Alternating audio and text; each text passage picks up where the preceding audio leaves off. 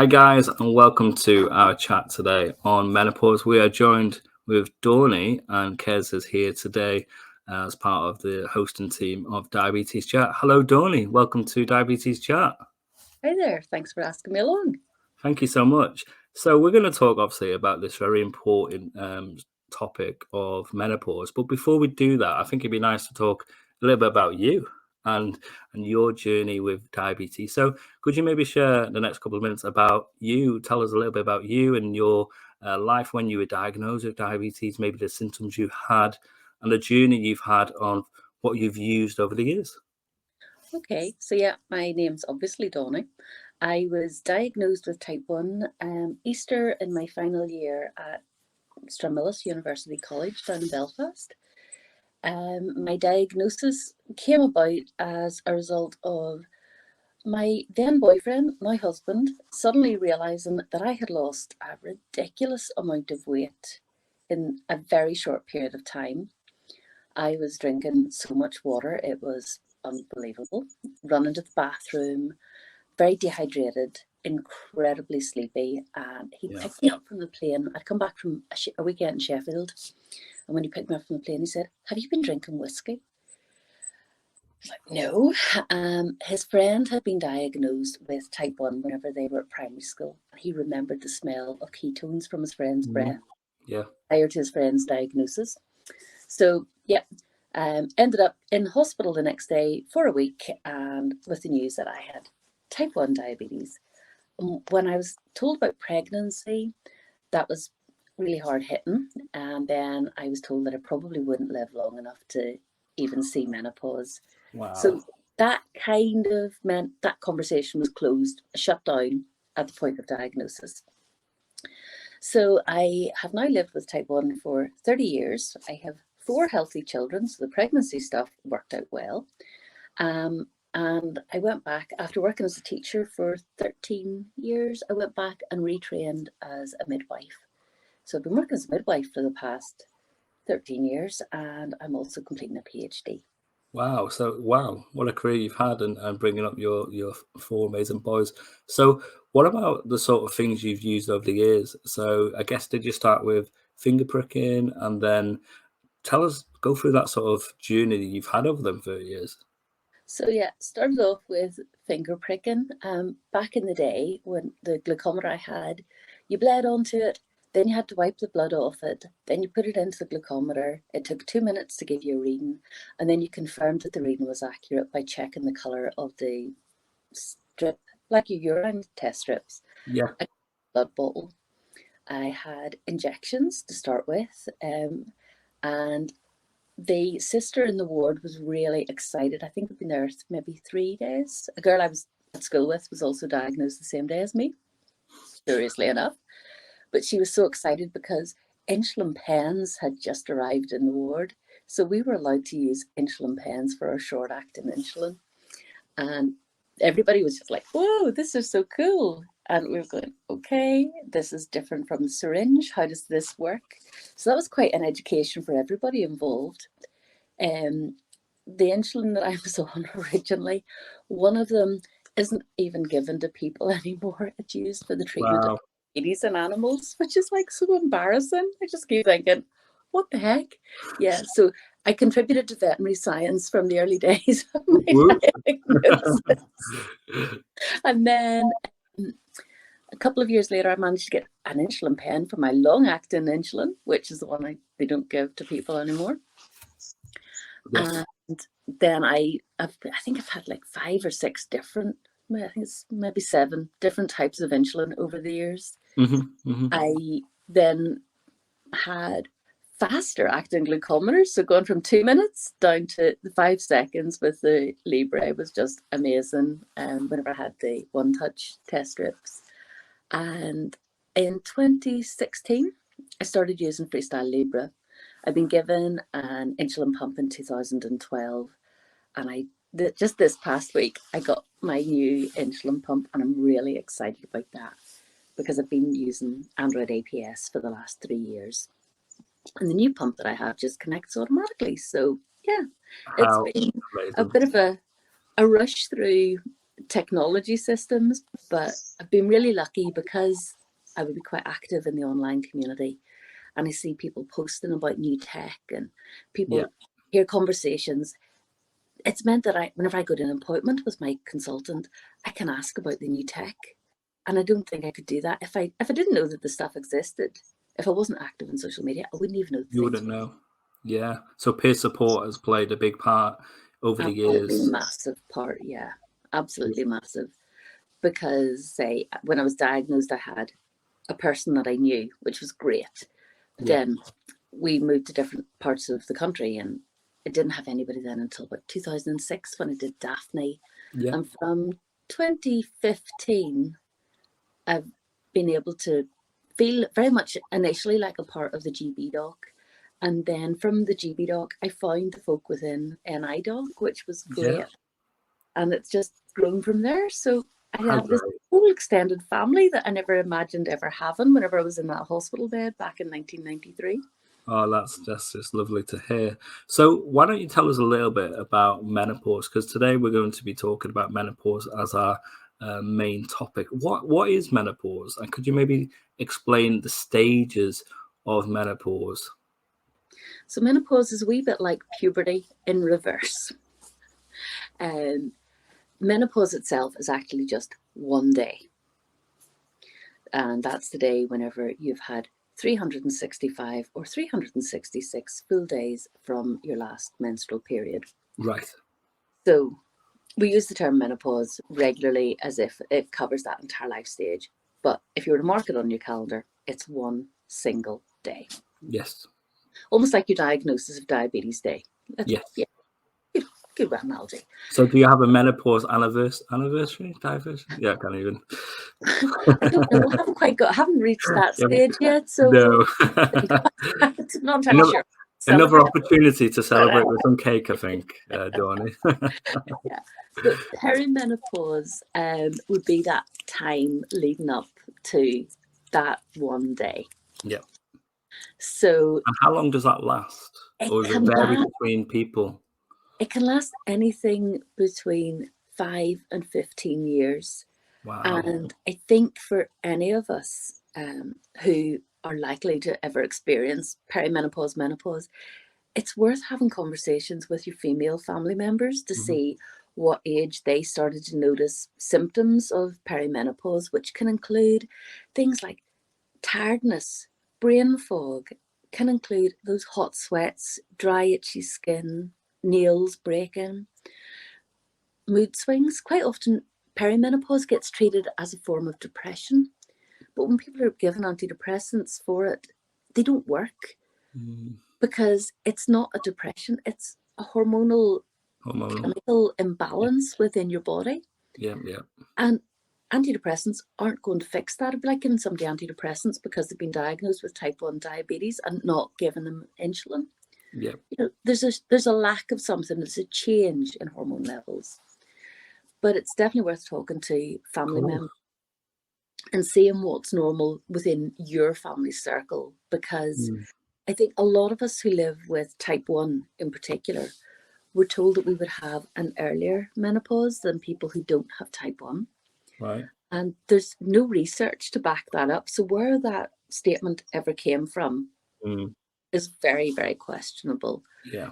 But talking to friends within the type 1 community, speaking to friends outside of the type 1 community as well, friends who don't have any type of diabetes, everybody reports very similar symptoms. But for those of us living with diabetes of any sort, the biggest change that we notice is in our blood glucose levels. And for any of the folk who menstruate regularly, for years we've been saying, pre-period, my blood glucose levels are different from what they are post-period. Why is that? And you just met with blank looks quite often. Clinicians don't know how to explain it. They don't seem to have a rationale or an understanding. And it's been really good seeing those conversations start to open up at conferences, online, in research articles. So say perimenopause itself, it can be anything 15 years before you actually have that one day where you can say, I have not had a period now for a full calendar year. I Yeah. am officially in menopause. So what is the difference between menopause and post-menopause? So postmenopause is when you have no further periods at all. That's it. Right. Your reproductive cycles have come to an end. Yeah. And one of the things that obstetricians, gynecologists, women's health medics would talk about, but if you have bleeding at any point after that 1 year anniversary, Mm-hmm. you should go and get Yeah. an investigation with a Yes. gynecologist, because it can be a sign of something else going on within your body. It can be a sign Absolutely. of Yeah. something abnormal that needs investigated. Absolutely. No, that's great advice there, Dawnie. So just before we hand over to our lived experience panel that we've got this evening, could you maybe explain a little bit about the community? Why did you set it up, and yeah, just share with us about it, please. Well, a number of us had been talking with it online and then on various WhatsApp chat groups. And when we met up in real life, which, as you know, we like to do whenever we live with type 1, catch up with our peers. Of course. And it wasn't actually me who set up the group, it was Beth. Okay. So Beth had messaged me and had said, "What do you think?" And I went, "That would be a fantastic idea." So Beth is she's a real powerhouse actually within the support network that we've had, because she launched the Menopause Mithers group on Diabetes Day, Mm-hmm. 14th of November, Mm-hmm. and that was literally hot on the heels of world of like a menopause week Yeah. long celebration of events. So, you know, could not say that it was all my idea. It wasn't. Beth totally took this and ran with it, and Great. I'm so grateful to her for managing to Yeah. pull all of us together with our chaotic lifestyles, chaotic time zones, and get us into the same space Yeah. where we could talk and share Yeah. experiences much more readily. Absolutely. And also you have a WhatsApp group as well, don't you, where you can just have them sort of informal discussions, but also like learn from each other and just connect and know that you've got other people who are going through the same sort of things or have been through it. It's just that nice opportunity to just talk offline as well, isn't it? It is, and the WhatsApp group is obviously, because it's a WhatsApp group, other people who would be on Twitter are very welcome to come and join it. So Mhm. it's simply a Mhm. matter of sending a message request to Mhm. myself, Beth, Shiv, Gaffney, Alex, Yeah. others who you would see contributing to the Menopause Mother page. But it's also a place where we can have conversations which aren't going to be hijacked by people with alternative agendas. Mhm. Mhm. So Yeah. the conversations that happen offline are quite often much more personal, and Yeah. there's no medical advice. It isn't No. meant to be a medical No. support group, but it's where we go and we share our experiences of things that we have tried out, or symptoms that we've experienced, or issues that we've encountered as we've been journeying through this stage in our life. And that has been an amazing benefit as well. And again, it's lovely because we have women in the group from right across the globe, which means we're That's getting great. a full international perspective. Yes. But a lot of the advice and the information, the symptoms, particularly in relation to blood glucose levels and healthcare professional awareness, can be discussed in there safely. Yes. It's just a nice, safe space to be. No, that's great. So just to finish, Tony, where can people contact you or the group, like you said, to see the Twitter group, but also to get on the WhatsApp? What can they do to reach out? So if you search for @Menopause you'll find the Twitter page that we have, the account that we've set up. You can message the account directly, or you can message myself, you can message Beth, you can message Shiv. We're out there, and we've also been really fortunate that we've been able to link in with Sammy Edwards, who runs the Type 1 Diabetes Menopause and Perimenopause Facebook group. So That's great. again, there are a number of us who hang out there as well. So if Twitter isn't your preferred method of Yeah. reaching social groups or getting information or getting advice, that's another really worthwhile group to have a look at, because the information that's posted there about study days that are coming up or information sessions quite often reflects what we have in the Twitter group, but there are additional things. And you might find somebody in it who's actually like living in the same region as you that you'd be quite keen to link in with. Connect up to, yeah, brilliant stuff. So thank you for your time today, Dawnie. And there you go, guys. We've caught up with Dawnie today to get to know her a little bit, but also talk about menopause, which is a very important topic to talk about. So thank you, Dawnie. Thank you.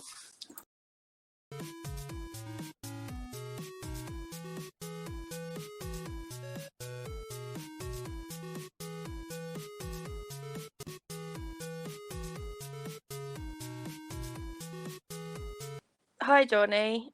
Hi, Thank you Des. for chatting to me today. I've just got a few questions to ask you about managing diabetes and the menopause, if that's okay. Yeah, work away. So the first question is there any support for women who are living with diabetes when it comes to going through the menopause? So until about a year ago, it was very difficult to find any information. But one of the first things that I came across was a Facebook group, which is run by Sammy Edwards. And it's called Type 1 Diabetes, Menopause and Perimenopause. So it's run by Sammy and a team of other girls as well. And that's out there, say. It's available on Facebook. It's a closed group, so you have to answer some questions to be able to be accepted into the group. But it's not rocket science at all. It's very, very, very straightforward. And then on Twitter, we have the Menopausal Mithers Twitter page, which was very kindly set up by Beth, or inspiredly set up by Beth, following Menopause Day and World Diabetes Day back in November. And that's open to anybody. So even if you just want to watch quietly from the background, if you want to share any information about upcoming menopause cafes, events, online lectures, sessions, feel free to share those and tag at Menopausal Mithers in the tweet that you're sharing. And for a number of us then got together, again under Beth's leadership, and have a WhatsApp group, again called Menopausal Mithers. There's about 40 of us in there who find it's a safe place to come and talk to each other, share information, share experiences, share resources. And it's one of the places where we would regularly share information about upcoming sessions, real life meetups, events that we can attend online. And it's open to all of these events, and all of these platforms are open to anybody who's at any stage of their menopause journey. If you think that you're maybe entering perimenopause, if you want to know more about perimenopause, if you're postmenopausal, regardless of where you live in the world, it's a 24/7 accessible platform, and it's open to everybody. That sounds great. Thank you. So the next question is, and I suppose it's different for everyone, but what symptoms might be the most challenging when kind of managing diabetes and the menopause? I think the biggest symptom that we've all experienced has been the fluctuations in blood glucose levels and hot sweats. So hot sweats happen generally about 2 o'clock, 3 o'clock in the morning. And anybody who's lived with diabetes for any period of time knows that that's usually whenever those middle of the night hypos also hit. And that can be really unsettling, because you get up to treat a hypo, and certainly a number of us will just do an automatic treat hypo symptoms first and then check the numbers, because we know that there's a bit of a delay between taking a treatment and glucose levels registering what the number is actually. So middle of the night hypos, middle of the night hot sweats have been quite shocking because you think that you know what's going on and you don't. Trying to explain to our diabetes teams why HbA1cs maybe aren't sitting where they should be, trying to explain why time and range graphs or GMI is also not where it should be at in spite of having optimal therapy, can be very challenging, can be very difficult, and adds to that low mood. Again, those of us living with diabetes, there's about 70% of us who would have issues with mental health as a result of living with diabetes. It's not easy living with a chronic condition like this that takes so much time, so much input. Menopause just messes that up entirely because you suddenly find a loss of confidence. You find that there's a sense of overwhelm. And every one of us who have come together and started chatting to each other have said about that things that we were really confident with 5 years ago are now a massive challenge, or can be a massive challenge, where you were maybe presenting to an audience or you were working closely with colleagues, even visiting family members. You get hit by a wave of overwhelm, and it's a struggle to step outside the house to contribute to a meeting and work, and you tend to withdraw backwards from that. And again, the close links with diabetes and knowing that that's something that can happen whenever you have a hypo. If you're not able to check your blood glucose, quite often you'll think it's something to do with your blood glucose levels. So that makes it very, very unsettling. The tiredness as well that goes with menopause and perimenopause is almost like a post-COVID infection or during COVID infection hit as well. So there's so many things that tie in, which you've kind of normalized whenever you live with diabetes. You think that you've got these things under control as much as you can have anything with diabetes under control. As I've said before, it's a feral condition in itself.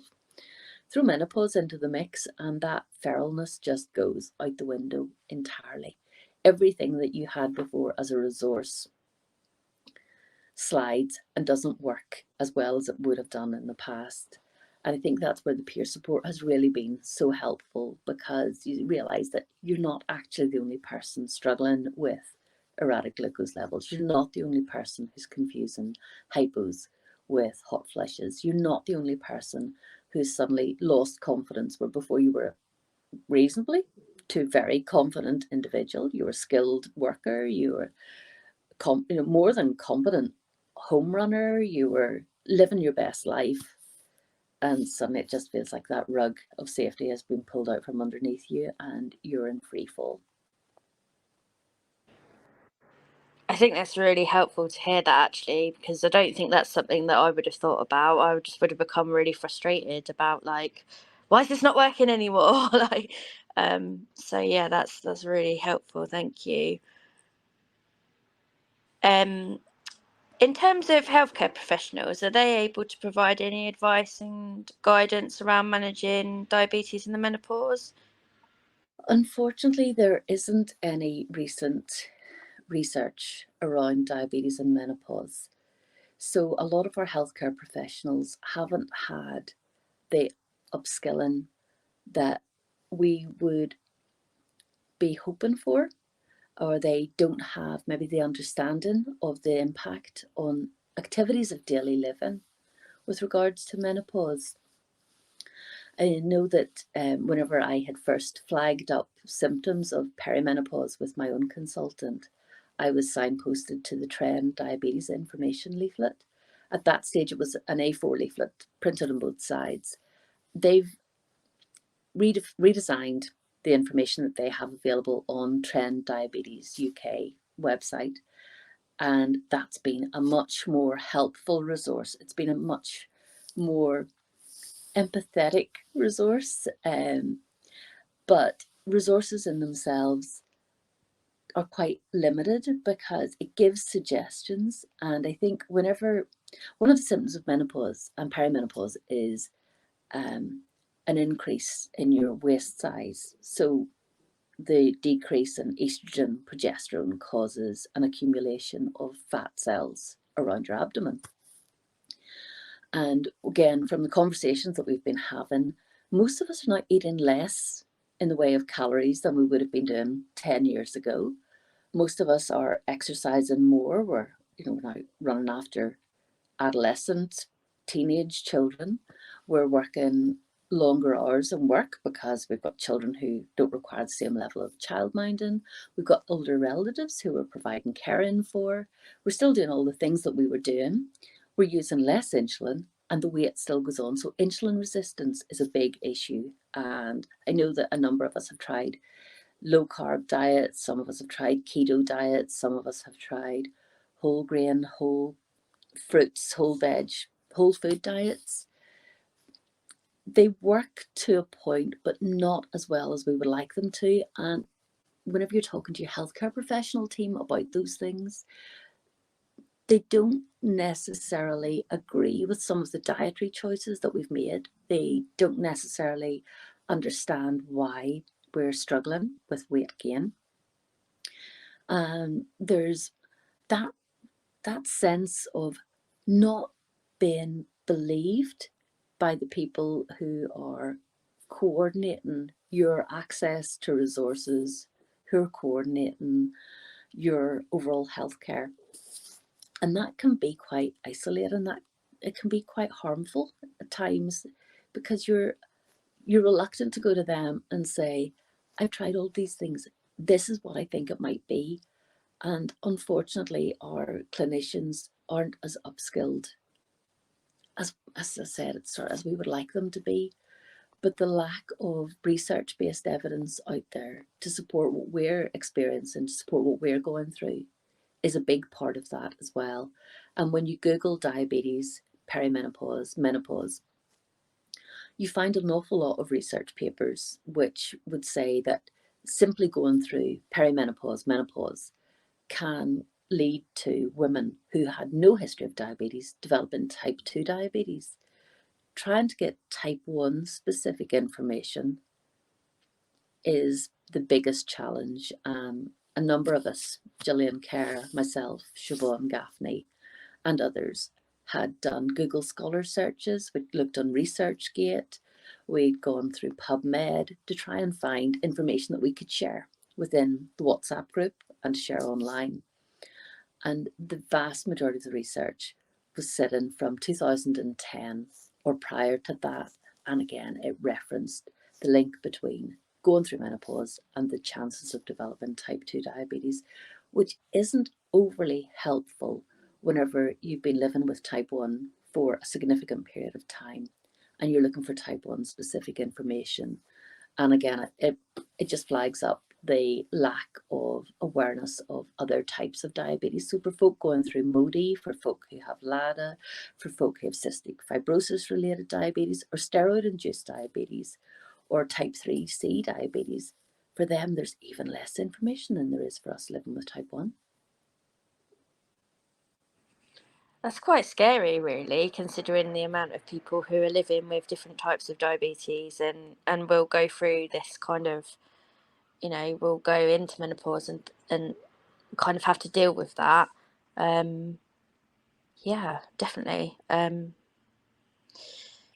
So my last question is, if you could recommend anything to make managing diabetes in the menopause easier, what would it be? Find your community. It always comes back to community, I think, within diabetes. Reach out to the people who are speaking about menopause. Start doing the Google searches, start checking into the social media groups, start asking questions, because that sense of validation that you're not the only person is such a strong and potent tool in itself. And when we bond together as a community, there's more power in a number of voices joining together than there is in one person. Because if you go in and you ask a question in your meeting with your healthcare professional and they say, oh no, that's not a thing, it leaves you so deflated.